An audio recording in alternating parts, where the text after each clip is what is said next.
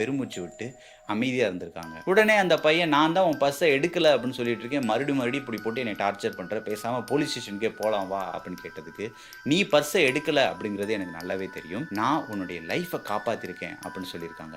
"நீ என்னோட லைஃப்ப காப்பாத்திருக்க" அப்படின்னு ஆச்சரியமா அவர் கேட்டிருக்காரு. அதுக்கு அந்த வயசான அம்மா சொன்னது என்னன்னா, "பஸ்ல நீ இந்த 3 பேர பாத்தியல்ல, அந்த 3 பேருமே பேய். காற்று பலமா வீசுனபோது அவங்களோட துணி பறந்தப்ப அவங்களுக்கு கால்கள் இல்லாதத நான் பார்த்தேன்" அப்படின்னு சொல்லியிருக்காங்க. அந்த பையன் இந்த அம்மா சொன்னத கேட்டு வாயடைச்சு போயிட்டான். ஆனா அவனால நம்பவும் முடியல. ஆனா காலையில அந்த பஸ் டெர்மினலுக்கு பஸ் நம்பர் 375 மட்டும் ரிட்டர்ன் ஆகல. அது மட்டும் இல்ல, அந்த டிரைவரும் காணோம், அந்த ஃபீமேல் கண்டக்டரும் ஆள் இல்ல.